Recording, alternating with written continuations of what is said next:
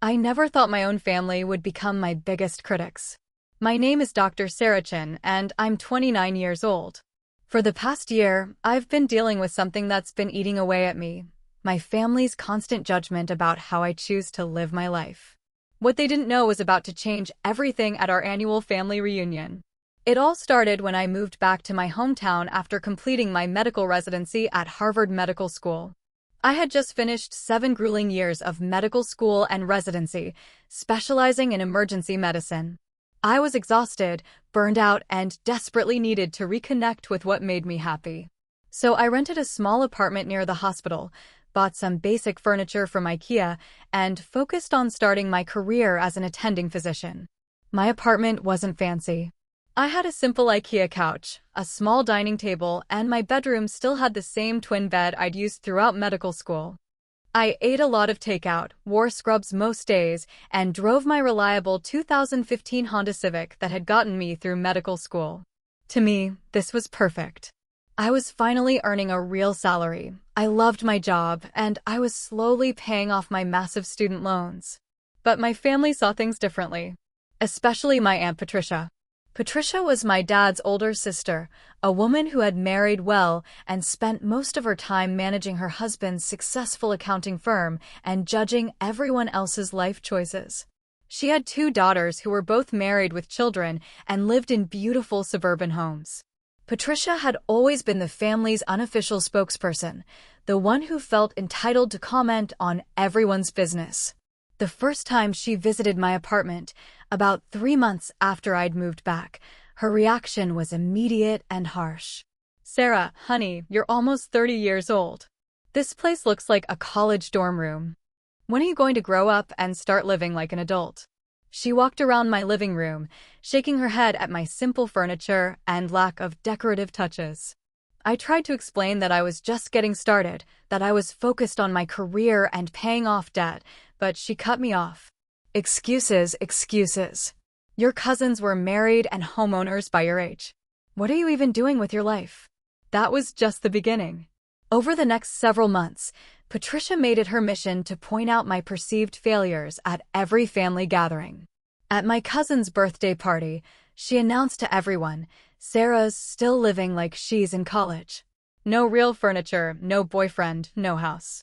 I just don't understand what she's doing with her life." At Christmas dinner, she stage whispered to my other aunts, "I'm worried about Sarah. She's not progressing in life like she should be. Still living in that tiny apartment with her IKEA furniture." It's really quite sad. The worst part was that other family members started echoing her sentiments. My grandmother began asking me when I was going to settle down properly. My cousins started making subtle comments about my simple lifestyle. Even my own parents seemed embarrassed by my living situation when relatives asked about me. What none of them knew was the real story behind my choices. First, I wasn't just working at the hospital, as they assumed. I was an attending physician in the emergency department, one of the youngest in the hospital's history. I was saving lives every day, making critical decisions that determined whether patients lived or died. I had been headhunted by 3 different hospitals before choosing to stay in my hometown because I wanted to serve the community where I grew up. Second, my college student lifestyle was actually a carefully planned financial strategy. I was earning $285,000 a year, but I was living on about $50,000 and putting the rest toward my student loans and investments. I had $320,000 in student debt from medical school, and I was determined to pay it off in 5 years instead of the typical 20. My simple living wasn't because I couldn't afford better, it was because I was building wealth strategically. Third, I wasn't avoiding commitment, as they suggested. I had ended a long-term relationship during residency because my ex-boyfriend couldn't handle the demands of my career. I was focused on establishing myself professionally before settling down, which seemed like a mature decision to me. But I didn't share any of this information with my family. I believed that I shouldn't have to justify my choices to anyone, and I was proud of what I was accomplishing independently. I thought they would eventually see that I was doing well and back off with their criticism. I was wrong. The situation reached a breaking point at our annual family reunion last summer. The entire extended family gathered at my uncle's house for our traditional barbecue. I had just worked 3 straight night shifts and was exhausted, but I wanted to see everyone. I showed up in jeans and a simple t-shirt, having barely had time to shower before driving over. Patricia took one look at me and launched into her usual commentary, but this time she was louder and more public about it. "Look at Sarah," she announced to a group of about 15 relatives standing in the backyard. 29 years old, and she's still living like a college student. Tiny apartment, cheap furniture, driving that old car. She works at the hospital, but she acts like she's still a student. It's embarrassing, honestly. My cousins giggled uncomfortably. My aunts exchanged meaningful looks. My grandmother shook her head sadly. "Patricia's right," my Aunt Linda chimed in. "Sarah needs to grow up and start building a real life for herself." I mean, what is she even doing with her life? Patricia continued, getting more animated. "No boyfriend, no house, no real furniture. She's going to end up alone, still living like she's in college when she's 40. Someone needs to have a serious talk with her about getting her act together." I stood there, feeling heat rise in my cheeks as my entire extended family stared at me with mixture of pity and disappointment. My younger cousins looked embarrassed for me. My parents looked like they wanted to disappear. This woman was publicly humiliating me at a family gathering, and everyone was just nodding along. That's when I realized I had reached my limit. I walked calmly to my car and retrieved something from my glove compartment, my medical license and hospital ID badge. I also grabbed my phone, which had my banking app and investment portfolio information. When I returned to the backyard, Patricia was still holding court, now talking to my grandmother about how someone needs to intervene with my lifestyle choices. The conversation died as I approached the group. "Patricia," I said loudly enough for everyone to hear, "since you're so concerned about my life choices and you've decided to discuss them publicly with our entire family, I think it's time everyone knew exactly what I'm doing with my life." I held up my medical license and hospital ID. "I'm not just working at the hospital, as you keep telling everyone. I'm Dr. Sarah Chin, attending physician in emergency medicine. I graduated magna cum laude from Harvard Medical School and completed my residency at Mass General. I'm one of the youngest attending physicians in our hospital's history." The backyard went completely quiet. Patricia's mouth fell open. "You want to know about my financial situation since you're so worried about my college student lifestyle?" I continued, opening my banking app on my phone. "I make $285,000 a year. I have $125,000 in savings, $200,000 in investments, and I've paid off $195,000 of my student loans in just 18 months. I'll be completely debt-free in 3 years, while most people my age are still struggling with credit card debt." I could see my relatives' faces changing as the information sank in. "My cheap lifestyle isn't because I can't afford better, Patricia. It's because I'm building wealth strategically while I'm young. That old car you keep mocking? It's paid off completely and gets excellent gas mileage for my commute to the hospital, where I save lives every single day. My simple apartment? The rent is low enough that I can invest thousands of dollars every month instead of throwing money away on expensive furniture to impress people who apparently judge me no matter what I do." Patricia's face had gone completely red. She opened her mouth to say something, but I wasn't finished. "Since you're so concerned about my relationship status, let me clarify that too. I ended my last relationship because my ex-boyfriend couldn't handle dating a doctor with demanding schedules. I'm not avoiding commitment. I'm waiting to find someone who respects my career and understands what I've worked for. I'm certainly not going to settle for someone just to meet your timeline for what my life should look like." I looked around at my family members, who were all staring at me with shock and what looked like dawning respect. "For the past year, I've listened to you publicly criticize my choices, question my maturity, and suggest that I'm some kind of failure because I don't live the way you think I should. You've done this in front of our entire family, making me feel ashamed of choices I'm actually proud of. You've never once asked me about my work, my goals, or what makes me happy. You just assumed I was failing because my lifestyle doesn't match your expectations." Patricia looked like she wanted to crawl under a rock. My other relatives were looking at her with uncomfortable expressions, clearly realizing how inappropriate her behavior had been. "I save lives, Patricia. Last week, I helped deliver a baby in our emergency department when the mother couldn't make it to labor and delivery. 2 weeks ago, I was part of the team that saved a teenage car accident victim who's now going to make a full recovery. I work night shifts, weekend shifts, and holidays because that's what emergency medicine requires. I'm tired most of the time because I'm giving everything I have to my patients and my career. My grandmother stepped forward and took my hand. "Sarah, honey, why didn't you tell us what you were doing?" "Because I shouldn't have to justify my choices to anyone," I replied, my voice starting to shake with emotion. "I thought my family would trust that I'm capable of making good decisions for my own life. I thought you would see that I'm happy and successful and be proud of me, not spend a year publicly criticizing everything about how I live." I turned back to Patricia, who looked absolutely mortified. "You want to know what's really embarrassing, Patricia? It's having an aunt who thinks it's appropriate to publicly humiliate her niece at family gatherings instead of taking the time to actually get to know her. It's having someone who's supposed to love and support me spend a year tearing me down in front of our entire family." The silence that followed was deafening. Patricia couldn't meet my eyes. Several of my relatives looked ashamed of themselves. My parents looked shocked, not at my revelations, but at how badly they had failed to defend me. My Uncle Mike, Patricia's husband, finally spoke up. "Sarah, we had no idea. Patricia, you owe your niece a massive apology." But I wasn't done yet. The months of humiliation and judgment had built up too much anger for me to just accept an apology and move on. "You know what the really sad part is?"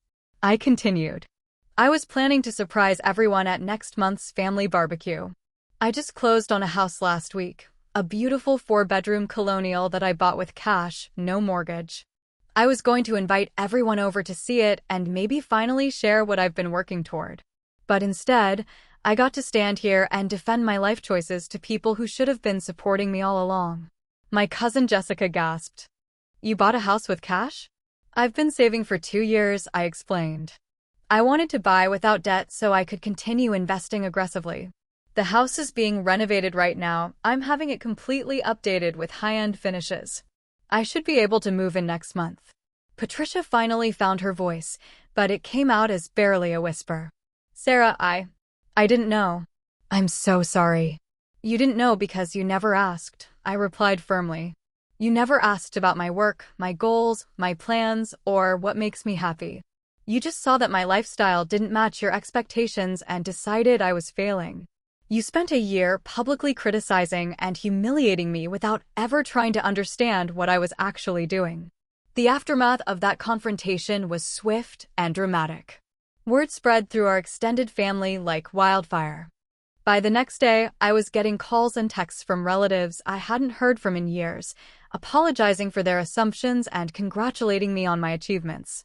Patricia sent me a lengthy email the following morning, apologizing profusely and admitting that she had been completely wrong about my situation.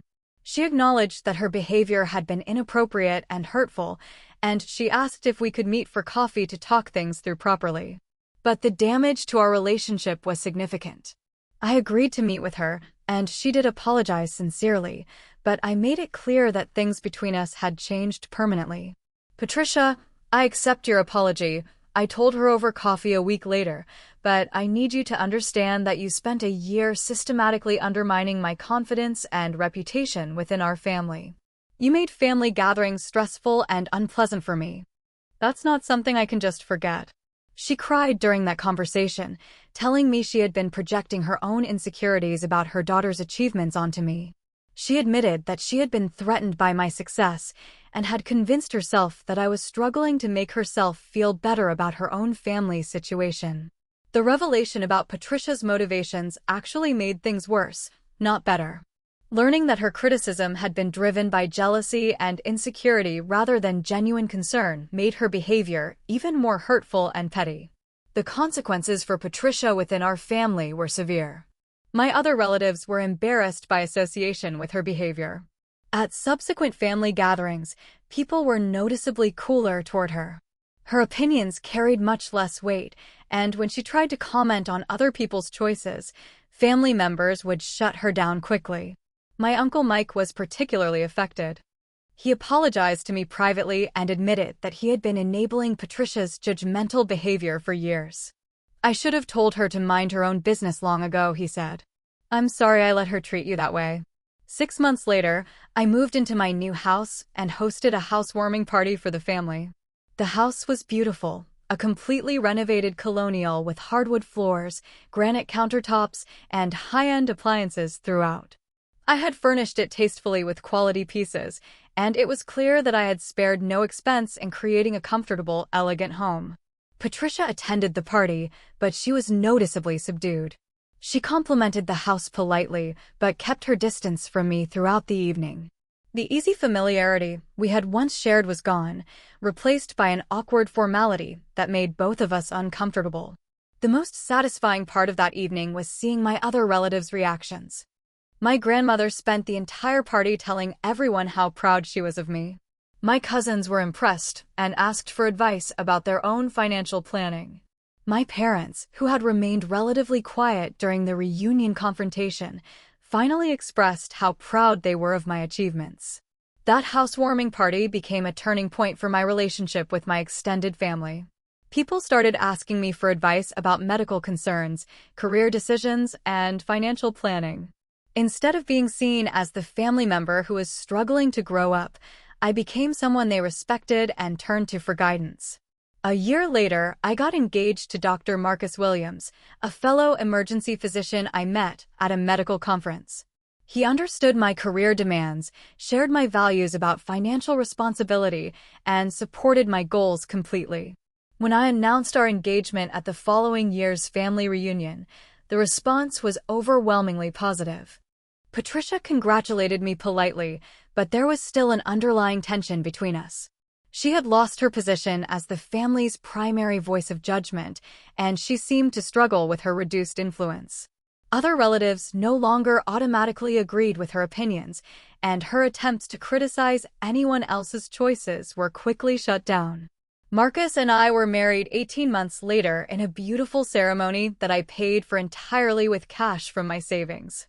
We bought a larger house together, also without a mortgage, and started planning for our future family. My student loans were completely paid off by then, and I had built a substantial investment portfolio. Looking back on that confrontation at the family reunion, I realize it was one of the most important moments in my relationship with my extended family. Standing up to Patricia's constant criticism and revealing the truth about my situation didn't just silence her, it completely changed how my family saw and treated me. The lesson I learned was that sometimes people need to be shown rather than told. I had spent months trying to ignore Patricia's criticism and hoping it would stop on its own. But her behavior only escalated until I finally defended myself with concrete evidence of my success and achievements. Patricia learned that her assumptions about other people's lives could be completely wrong, and that publicly criticizing family members has serious consequences for relationships and family dynamics. She lost credibility and influence within our family, and our relationship never fully recovered from the damage her year of criticism had caused. Today, I'm Dr. Williams, and I'm proud of every choice I made during those early years of my career. My simple lifestyle wasn't a sign of immaturity or failure. It was a strategic decision that allowed me to build wealth, pay off debt, and establish myself professionally. The family members who judged me learned that appearances can be deceiving, and that it's always better to ask questions and offer support rather than making assumptions and offering criticism. Patricia still attends family gatherings, but she's much quieter now. She learned the hard way that some confrontations can permanently change relationships, and that publicly humiliating someone often says more about the critic than the person being criticized. Our family is more supportive and less judgmental overall, partly because everyone witnessed what happened when criticism went too far. Sometimes the best revenge isn't planning elaborate schemes. It's simply living well and letting your success speak for itself when the time is right.